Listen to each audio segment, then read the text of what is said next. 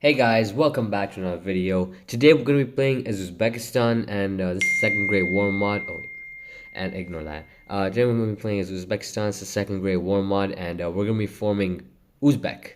So we're getting rid of the Istan and we're making a bigger empire. And so the first thing I start off, obviously I just completely increase my military upkeep again. Because what when you build large armies, the key is to chip away at the costs as much as you can. So, anyways, I spend the first initial turns just building up my money so that I can invade. Right now, of course, I can't attack immediately because Kazakhstan is way stronger than me, and yeah, no, I would lose. So I piled up a huge amount of money, and essentially to ensure victory. And so I begin my attack, and of course I start mainly from like using the troops in my capital province because I managed to raise like 5,000 in that one province. And now, surprisingly, I was actually expecting more of a fight back from the Kazakhs, which did come. Right. Initially, I was a little confused, but they did start counterattacking over on the main front, right? Not the one in the western side.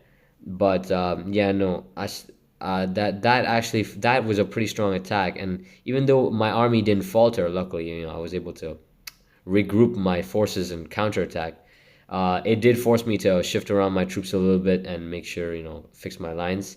Meanwhile, once that was done, though, they didn't really have much else to stop me, and so I spent the next couple of turns just advancing. And the only thing that really stopped my advance at that point was the movement points, because I mean, I didn't. They're not infinite, so yeah. And of course, soon enough, Kazakh resistance collapsed, and I was able to. I mean, I started even disbanding units at the back because I didn't want them, right? And because I was now heavily in debt due to this war, and so yeah, because of that, I just got rid of them, and soon Kazakhstan was completely conquered. Okay. And once Kazakhstan was conquered, I knew I would not get the full country in the peace deal.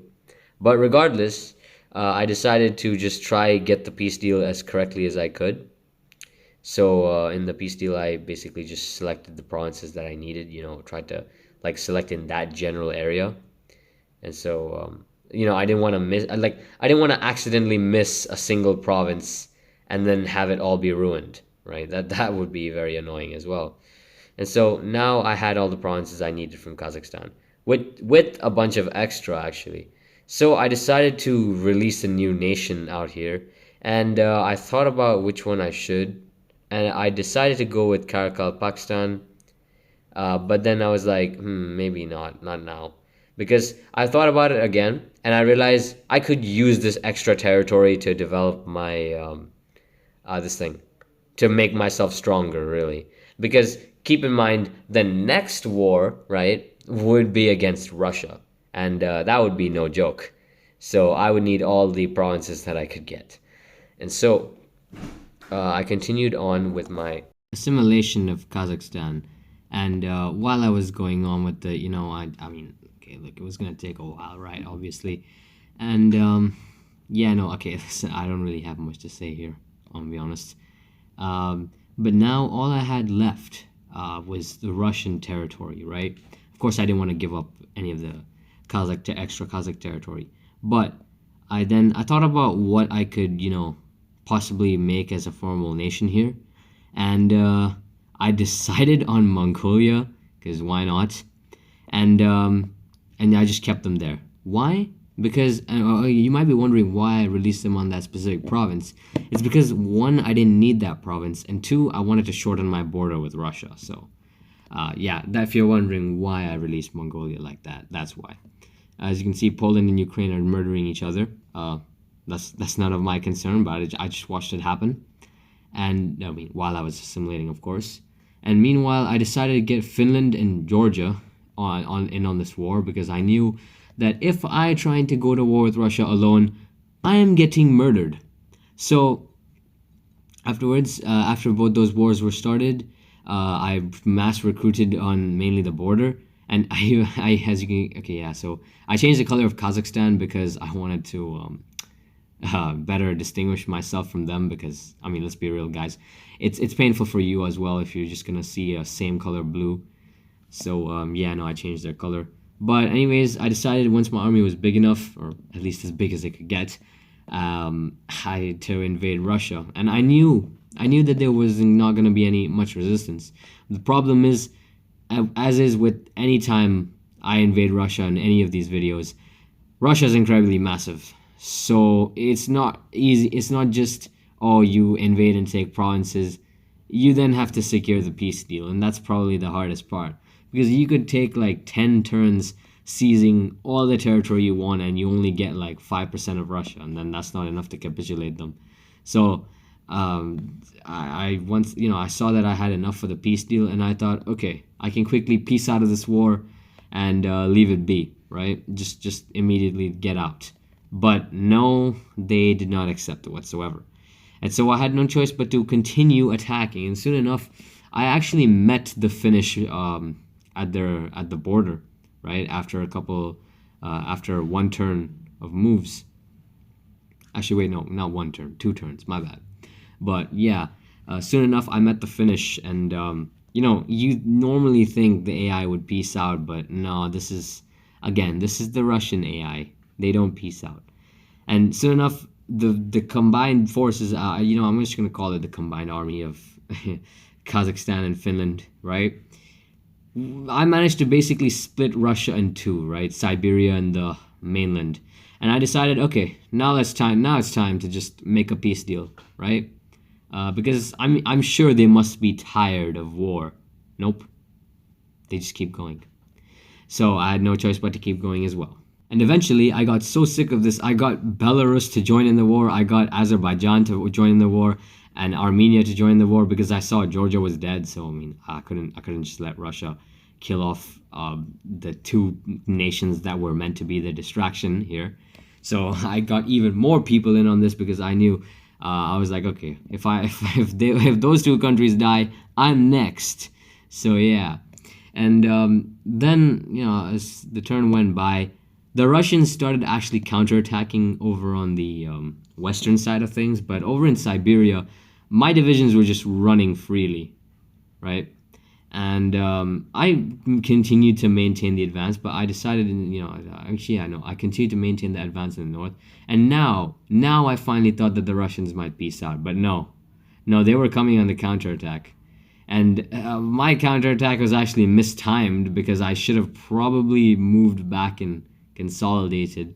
But instead of consolidating my forces, I then decided to just continue the attack to Moscow, because honestly, I was like, okay, if I can just seize more territory and get more victory points or star points, whatever, I could maybe just negotiate for a peace. And I tried once again to negotiate for a peace settlement with them, just taking everything I could. And while I didn't expect it to go through, so I just kept the advance going until the next turn. And as I expected, it didn't. Now, I was faced with a pretty big problem, though, because they were actually closing in on reaching the territory that I needed for the formidable. And if they took that, then the peace deal is basically pointless. I can't make a peace deal. And if I can't make a peace deal, they're going to keep attacking me. And if they keep attacking me, I'm going to lose more territory, because I'm basically broke. So what I then started doing is I basically started, how do I put this? I started sending portion of my Siberian army back to fight the Russians. Now, to put it frankly, the Russians weren't exactly that strong, right? But the problem was that my forces were in a completely different place. So that made it impossible for me to fight their advance. And once again, I tried to make a peace deal, and I tried to actually keep it humble this time, take only the provinces that I need and all that, because I thought the AI might be more willing to accept that kind of deal. And I didn't expect it to go through, so I kept moving units and over in like the east of Russia, and as expected, it didn't go through. And so I just kept having to fight them. I mean, again, the Russian AI was just relentless in this game, right? No matter what, they just didn't give up, despite being attacked by all sides. And soon enough, though, my army from Siberia had actually managed to return, and I actually managed to stabilize the line which the Russians were attacking on.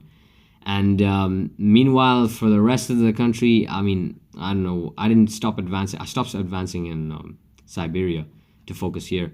And once again, another peace deal went by, nothing. And my troops were basically starving, by the way, because they were out of supply over like in the heartland of Russia. And I actually managed. I even tried an attack on Moscow for fun because I mean, why not? At that point, if they're gonna die, and they actually managed to survive another round, which I don't know, man. I find that kind of funny. But yeah, the Russians were just relegated to the north, and I decided to eventually just move all of my Siberian units, except for like a few soldiers, down. Sorry, not down, back to the east. East? Wait, yeah, no, west. My bad. I'm getting this confused up. Yeah, back to the west. And so now I was basically no, because I realized that the Russians were really not going to do anything in Siberia, so might as well just move. And now soon enough, I realized Russia was actually in danger of capturing my territory. And so what I did was I released Mongolia, or not released, I gave extended Mongolia so that they could act as even more of a buffer zone for me. And when more of my territory got captured, I just gave it to Mongolia. So again, Mongolia made, despite being a vassal, you know, I may have technically lost territory there by making them as a vassal, but they created the perfect buffer. And soon enough, I managed to finally make peace with the Russians. Now, all that was left to do was fix my economy and release the states that I didn't need. And I decided to release the Russian Empire because why not? I mean, at this point, I just wanted something to release. And I wondered what else to release over on the other side of the border, but I decided to just give it to the Russians, or Russian Empire.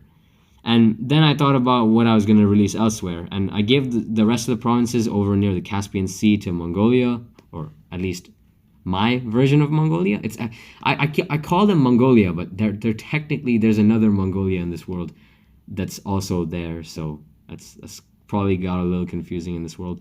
But the rest of the territory, I honestly wondered what to do with it. I thought about releasing yet another formable, but then ultimately just, you know, decided to just give it to Mongolia. So again, this world has some serious border gore, but it's fine. Anyways, I moved my capital, and I realized I had to also give up my capital as well, which was, I mean, kind of sad because it's like the most populous city, but I created a new vassal, and then finally gave the provinces, and finally formed Uzbek. I will see you guys next time. Bye bye.